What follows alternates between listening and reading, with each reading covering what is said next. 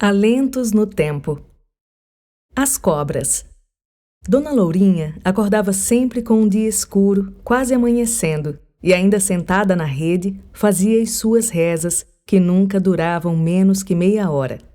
Quando o sol saía, ela já estava em pé, com seu passo pesado despertando a casa, e tomava seu café fraco com pão ou algum tubérculo cozido, mais um pouco de margarina ou peixe seco. Organizava logo as tarefas diárias da casa para poder ir ao santuário, um salão com uma salinha conjugada em um jardim de esculturas que ela acessava pelo seu quintal. Ali, suas obrigações eram sagradas, tinham hora certa e interrupção impensável. Sozinha, ela fazia mais uma sessão de orações, mais meia hora em estado de enlevo. Quando ela voltava para casa, aguava as plantas, dava de comer aos peixes em 2 tanques grandes, costurava, bordava, fazia crochê, cozinhava, almoçava, escrevia seus livros soletrando cada uma das palavras que ela adivinhava como se grafavam. Voltava, então, para o santuário. Já tinha gente esperando na porta da rua, que dava para o jardinzinho das estátuas. Ela abria e começava a atender crianças, mulheres e homens, velhos e doentes de todo tipo. Rezava, benzia, abraçava, ralhava com os insensatos e desobedientes, ameaçava crianças malcriadas com uma surra de cipó fininho nas pernas, recomendava chás, banhos de cheiro, rituais de orações e acendimento de velas. Cumpriu essa missão por longos 80 anos. O sol já ia se pôr quando ela encerrava o atendimento do povo e iniciava suas orações vespertinas, ainda mais demoradas, quase hora completa. Terminadas as obrigações sagradas, ela ainda fazia as do lar, que tinham sobrado. Jantava cedo, se deitava em seu sofá cheio de objetos sobre o topo do encosto, cachimbo, fósforo, linhas de bordar e de crochê, papel, lápis de cor, caderninhos, canetas. O lugar onde ela se deitava, sempre de lado, estava fundo, bem no formato no seu corpo redondo.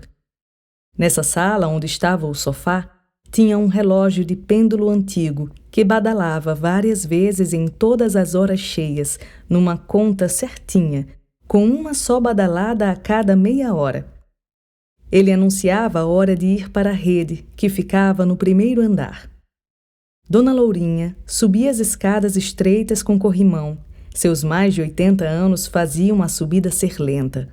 Já de novo na rede, a reza antes de dormir não podia faltar, senão os sonhos seriam assombrados e perigosos, mas era uma reza mais curtinha, talvez 10 minutos. Ela adormecia em seguida, mesmo tendo cochilado tanto na frente da TV. A atenção flutuava demais. Quem tinha nascido no início do século XX e vivido até a idade madura sem televisão, não conseguiria mesmo achar graça nem sentido naquelas manchas dançantes de luz. Eu sou a primeira dos 8 netos de Dona Lourinha. Durante seus 95 anos de vida, estivemos muito unidas. A não ser quando vivi em São Paulo, dos meus 40 aos 44 anos, e quando passei 7 meses no Rio de Janeiro. Eu participava do seu cotidiano mesmo depois de ter me casado e tido filhos. Pensei por muito tempo que só eu tinha essa necessidade imensa de estar com ela, de ouvir o que ela tinha a dizer. Quando ela morreu, em 23 de agosto de 2006, eu descobri que muito mais gente precisava da minha avó. Uma pequena multidão chorou sem consolo por ela durante o velório e o enterro, pedindo socorro a nós, os familiares enlutados, pois não sabiam como iriam viver sem ela dali por diante. Quem conviveu com Dona Lourinha tem muito a contar sobre coisas que todos viam e sentiam e sobre outras que ela dizia ou fazia só para aquela pessoa que a escutava. Ela dava a cada um a sensação de que algo mudava a partir do momento em que a conhecia. Como estive com ela desde que nasci, minha vida está impregnada pela dela de um jeito tão definitivo que, passadas mais de 2 décadas de sua morte, ainda sigo em luto. Agora é um luto mais brando. Consigo estabelecer alguma distância emocional que me permite escrever. Isso talvez seja algo bom, porque dizem que o luto precisa ter uma duração definida para ser saudável. Alguém também deveria dizer como se faz para acabar o luto por alguém fundamental para nós. Ainda estou esperando a receita, e enquanto espero, narro minhas lembranças e os registros dos fatos que pude recuperar. As trajetórias das mulheres no Brasil têm sido apontamentos turvos na história. Muitos dos seus feitos ocorriam e ainda ocorrem na intimidade do lar. Pequenos atos repetidos silenciosamente no cotidiano, amordaçados pela cultura patriarcal, sem ninguém tomando notas para publicar depois. Até o início deste século, quando as mulheres atuavam na esfera pública, algum registro existia, mas geralmente minimizado, substituído e até descartado como pouco importante. Os mais densos e duradouros registros são daquelas privilegiadas por um nascimento em família rica, que lhe permitisse a dedicação a labores fora da domesticidade da família e com o devido reconhecimento social por isso. Às mulheres pobres, restava e ainda resta o esquecimento, com pouquíssimas exceções. Em 1911, ano em que Dona Lourinha nasceu, Marie Curie ganhou seu segundo Prêmio Nobel de Química. Tinha recebido de Física em 1903, tornando-se a primeira pessoa do mundo a ter essa premiação 2 vezes. A vida da polonesa, que casou-se com um cientista e professor universitário francês, rendeu um belo romance biográfico escrito por Rosa Monteiro, traduzido para o português como A Ridícula Ideia de Nunca Mais Te Ver. Exceto o ano de 1911 e o fato de serem ambas mulheres que lutaram contra enormes dificuldades para chegarem onde estiveram, Dona Lourinha e Marie Curie nada têm em comum. Já o romance de Monteiro, que li em 2020, foi a grande inspiração para a minha escrita de agora.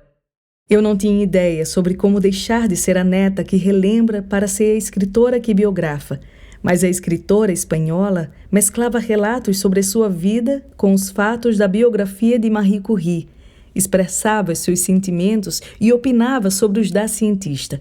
Achei isso lindo, extremamente sofisticado e muito mais revelador do que um relatório histórico frio. O ano de 1911 foi bem importante para a visibilização do papel social da mulher. O segundo Nobel de Marie Curie foi um momento de êxito, mas outro fato importante foi uma desgraça. Um incêndio em Nova York no dia 25 de março de 1911 na Triangle Shirtwaist Company, que matou 146 pessoas, entre elas 125 mulheres. As péssimas instalações elétricas, composição do piso e das paredes da fábrica, a grande quantidade de tecidos, tudo isso alimentou o fogo. Os funcionários, em sua maioria mulheres, trabalhavam trancados por seus empregadores e não puderam fugir do local. Essa é a história que muitos estudiosos consideram como a que inspirou a criação do Dia das Mulheres. O Brasil também tem histórias importantes sobre mulheres em 1911. A cangaceira Maria Gomes de Oliveira, ou Maria de Déia, ou Maria Bonita, nasceu nesse ano em Paulo Afonso, sertão baiano. Uma mulher corajosa e à frente do seu tempo foi assassinada em uma emboscada em 1938, junto a Lampião e outros cangaceiros. A romancista e contista Elisa Lispector, irmã de Clarice Lispector, nasceu em Saura, Ucrânia, em 24 de julho de 1911. Os Lispector mudaram-se para o Brasil, fugindo do país por causa da guerra civil que se seguiu à Revolução Bolchevique de 1917, e se fixaram em Maceió, Alagoas, com as 3 filhas, Tânia, Elisa e Clarice. Ainda no século XIX, a escritora e educadora potiguar Nísia Floresta Brasileira Augusta, pseudônimo de Dionísia Gonçalves Pinto, foi a primeira mulher brasileira a defender o direito à educação científica para as meninas. Em 1911, o primeiro partido político feminino no Brasil havia sido criado há apenas 1 ano. Era o Partido Republicano Feminino, que reivindicava a emancipação das mulheres. Nós, contudo, só conquistamos o direito ao voto em 1932, mais de 20 anos depois, Após muita luta dos movimentos feministas no país, a exemplo de outros países do mundo, a conquista do voto feminino no Rio Grande do Norte foi um fato noticiado com destaque pelos jornais locais A República e Diário de Natal. O Estado foi pioneiro em 1926 com a sua lei eleitoral, ao estabelecer que poderão votar e ser votados, sem distinção de sexo, todos os cidadãos que reunirem as condições exigidas por lei. No ano seguinte, a norte-riograndense Celina Guimarães Viana se tornou a primeira eleitora do país e, em abril de 1928, a primeira mulher a votar. Outro exemplo de pioneirismo foi Luísa Alzira Teixeira Soriano, a primeira mulher eleita prefeita de um município na América Latina. Isso ocorreu em 1963 em Lages, na mesorregião Central Potiguar. Alguns outros marcos destacam 1911 no calendário norte-riograndense. Em outubro desse ano, chegava a luz elétrica em Natal, com a inauguração da usina elétrica do Oitizeiro, situado ao sul da Cidade Alta, próxima da fonte pública do balde do rio Potengi. O bairro do Alecrim foi criado oficialmente em 1911. Essa era uma época em que o glamour era norma num mundo em que só havia uma capital digna de ser reconhecida assim: Paris. Isso valia para as capitais de todo o Brasil, incluindo Natal, capital do Rio Grande do Norte. A Belle Époque foi um período de riqueza e maneirismos para quem nascia já com posses, mas quem não nascia e conseguia ter notícias desse esprit du temps tentava imitar os modos cosmopolitas do jeito que podia, usando paletó e gravata, vestidos com muito tecido e imponência e até alguma luva, mesmo em pleno calor dos trópicos. O Rio Grande do Norte sempre foi um estado de anacronismos e desigualdades. Elites oligárquicas viviam e ainda vivem em um mundo de necessidades satisfeitas, cultura ilustrada sólida e joie de vivre. A parte de baixo da pirâmide social não tem a mais vaga ideia do que seja isso. Alta de Souza, poeta nascida em 1876 em Macaíba, no Rio Grande do Norte, teve a sorte de ser de família ilustre. Os Castricianos de Souza, de homens com posses, educação formal e atuação pública proeminente. A vida e a obra dessa poeta são dignas de figurarem na história potiguar e estão justamente bem documentadas, ainda mais considerando-se que ela era mulher.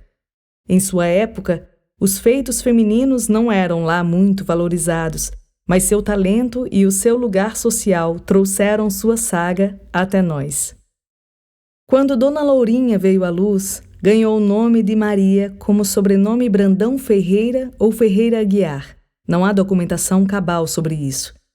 Ela passou ao largo de todas as inovações, luxos e estilismos da Belle Époque, pois nasceu fora da capital e até da sede do município, numa localidade ainda hoje sem maior status. Laranjeiras do Abdias, dentro dos limites de São José de Mipibu, na mesorregião leste potiguar, Rio Grande do Norte. A data de nascimento é uma incógnita, como acontecia com muita gente por aquela época. Sua certidão de batismo informa que foi a 16 de agosto de 1911, o que deve ser o mais correto, apesar de outros registros informarem datas divergentes.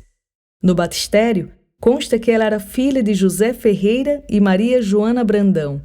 O seu documento de registro geral ou identidade indica a data de nascimento como 14 de agosto de 1913, tendo como pai José Ferreira Brandão e como mãe Maria Miguel de Oliveira, o que também consta na certidão de casamento, mas são registros posteriores. O mais antigo fica com o crédito. O povoado de Laranjeiras do Abdias dista 18 quilômetros da cidade de São José de Mipibu e 55 quilômetros da capital do estado. Tem uma área bem pequena, de 3 quilômetros e cerca de 5.000 habitantes. O clima é úmido e quente, como constatei ainda criança quando fui passar férias lá com Joni Délcia da Silva Maia, minha irmã Joni, entre 1974 e 1976. Tomei banho de rio, subi em árvores e me espantei muito com os banheiros da época. Meras barracas de palha sem portas, com uma entrada em formato de S para evitar os olhares curiosos. Dentro, cacimbas de onde os banhistas recolhiam a água esbranquiçada com cuias de cuité para se banharem. Nós também tomamos banhos assim, de cócoras com outras crianças e mulheres. Esses banheiros eram necessários porque naquela época quase nenhuma residência contava com água para os banhos. A agricultura é a grande atividade econômica da região, com plantio de mandioca, cana-de-açúcar, coco, feijão, milho, batata doce e caju. A origem do nome do povoado vem do antigo proprietário da terra, que cultivava laranjeiras. Chegar em Laranjeiras de Abdias é difícil ainda hoje, com apenas uma linha de ônibus, a 441. Há poucas informações sobre a localidade na internet. O que tem mais são páginas web de igrejas evangélicas, algumas da única igreja católica, que ainda não tem padre residente. Há uma escola pública estadual de ensino fundamental, a Escola Isolada de Laranjeiras do Abdias e muitos aposentados. O município sede é muito mais antigo e pujante, com mais de 47 mil habitantes, segundo o censo de 2022. Algumas fontes documentais na web informam que havia um aldeamento no território em 1630 de nome Mopebu, o maior e mais populoso entre as 6 aldeias da capitania do Rio Grande do Norte. Os primeiros habitantes foram os índios tupis, próximo ao rio Mipibu, que recebeu esse nome por surgir de repente na fonte da bica até desaguar no rio Trairi. No processo de colonização, o aldeamento foi coordenado por frades capuchinhos até o ano de 1762, quando foi instalada a Vila de São José do Rio Grande do Norte. A criação do município foi entre 1758 e 1762, e em 1845 a vila virou cidade e passou a se chamar de Mipibu. 10 anos depois, religião e geografia adotaram a cidade com o nome de São José de Mipibu. Sei muito pouco sobre o nascimento da minha avó, sobre os meus bisavós ou suas origens e parentescos. Algo de ascendência europeia havia, pois em Laranjeiras de Abdias são muitos os loiros de olhos azuis como a minha avó. Meus primos e primas por parte dela são todos assim. A pobreza do município, sua condição de dependência do município sede, a miséria de quase todas as famílias ali na época não permitiram muitas fotos nem documentos escritos, ainda menos a preservação dos registros que por acaso tenham sido feitos. O que minha avó contou é que o pai era professor e viúvo, casado pela segunda vez com sua mãe, que foi dona de casa. Teve um irmão de pai e mãe, Antônio, que havia tido uma doença grave, não se sabe qual. Era considerado louco, tinha que dormir no quintal porque o pai não deixava dormir dentro de casa. Por causa disso, ele vivia vagando pelo mundo. Uma das lembranças da infância da minha avó era uma música que ela cantava para mim. Debaixo de uma jaqueira faço minha refeição. Pastoro minhas ovelhas com a boca pelo chão. Pastoro minhas ovelhas com a boca pelo chão. Junto a papai e a mamãe, passo alegre a minha vida. Ouço à noite seus conselhos, depois fico adormecida. Ouço à noite seus conselhos, depois fico adormecida. Batam palmas, senhores, batam palmas, por favor. A essa bela mocinha, a pequena Leonor. A essa bela mocinha, a pequena Leonor. Lembro também da melodia, que não anoto por ignorância musical. Até velhinha, Dona Lourinha falou muito do quanto sentia falta dos seus pais, sobretudo da mãe, com quem conviveu por mais tempo. Uma mãe que uma vez lhe deu uma surra porque ela perdeu uma agulha com que costurava roupas de boneca. Não pode perder as coisas, tem que ter responsabilidade com o trabalho, qualquer que seja. Depois da surra, ainda chorando, a menina de então achou a agulha e mostrou para a mãe. Olhe, mamãe, não tinha perdido. Tinha espetado ela nessa palha aqui em cima e esqueci. A mãe, vendo a injustiça do castigo, abraçou a filha e chorou junto com ela. A filha, mesmo magoada, nunca deixou de dar razão à mãe por sua severidade punitiva. Ainda bem pequena, Dona Lourinha foi morar com a família em Belém do Pará por causa de uma fazenda que o pai havia herdado. Tinha poucas lembranças da fazenda, mas uma delas espantava minha mente de criança atenta às histórias contadas pela avó. Ela estava com os ajudantes da fazenda, possivelmente escravizados, numa clareira perto da mata. O pai estava ausente. Os ajudantes faziam seu trabalho por ali, capinando, colhendo frutos ou cuidando de animais. Ela os observava, sentada sobre um tronco de árvore tombado no chão, balançando as perninhas curtas. De repente, o capataz da fazenda correu, ergueu a menina nos braços, disparou para longe. O tronco começou a se mover, deslizou rapidamente e se perdeu na mata.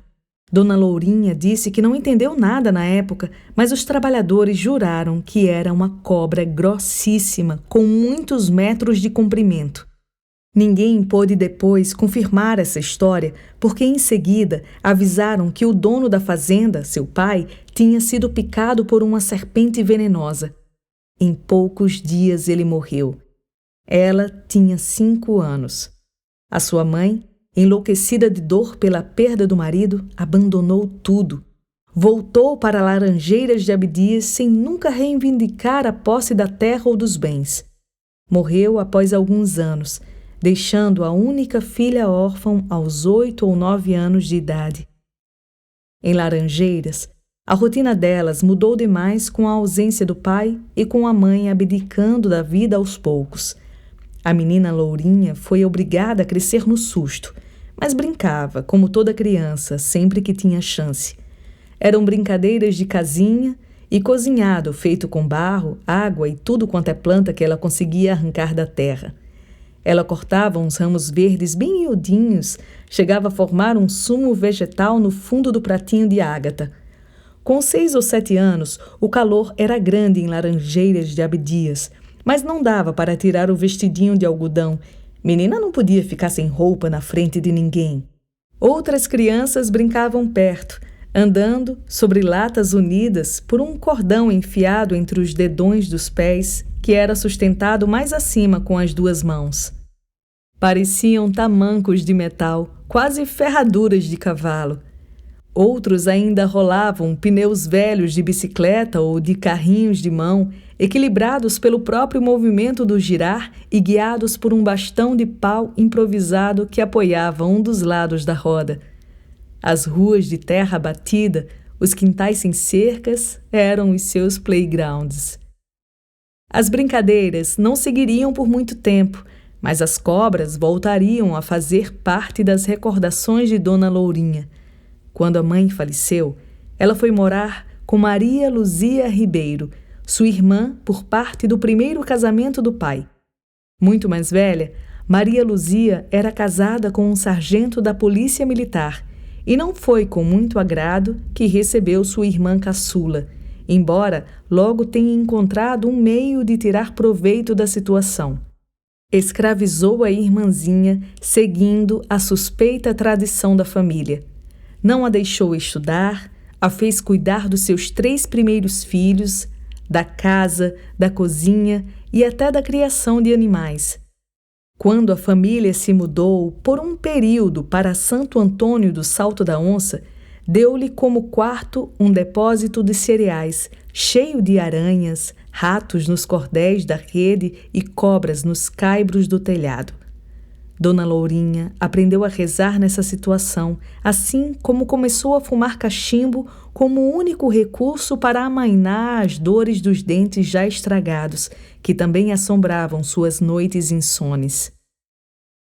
Mesmo tão sobrecarregada com tanto trabalho quando ainda era uma criança, Dona Lourinha nunca esqueceu os ensinamentos rigorosos da mãe e carregava todo o seu fardo com muita seriedade.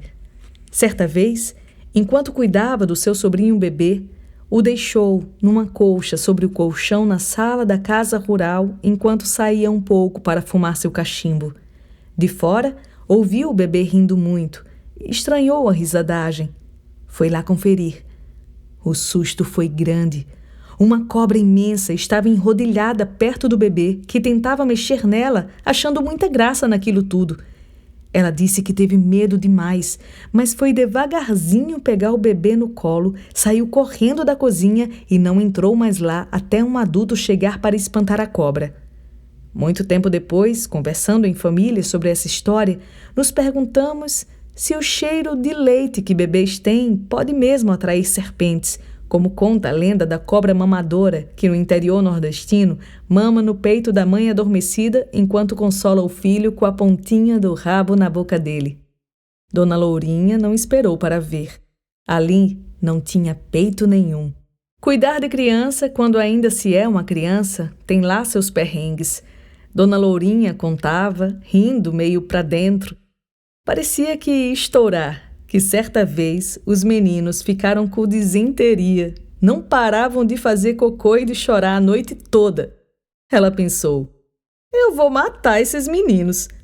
Foi para a cozinha, fez um leite com goma de mandioca, deu para os dois, mas eles não só não se moveram, como sararam do desarranjo. A tosca tentativa de homicídio foi a salvação da garotada. Astrogildo e Aprígio sobreviveram, casaram, tiveram filhos e netos. Conheci os dois quando já eram idosos. Quando Dona Lourinha já era uma adolescente entre 13 e 14 anos de idade, a família inteira foi morar em Natal, ela junto. Na nova morada, continuou cuidando da casa da irmã e das crianças até que a família decidiu voltar para Laranjeiras de Abdias. Ela não. Ficou em Natal, na casa de uma vizinha chamada Vitória, no bairro das Rocas. Nessa casa, também fazia trabalhos domésticos, mas não só estes. Como queria ter o seu próprio dinheiro, precisava ter uma renda.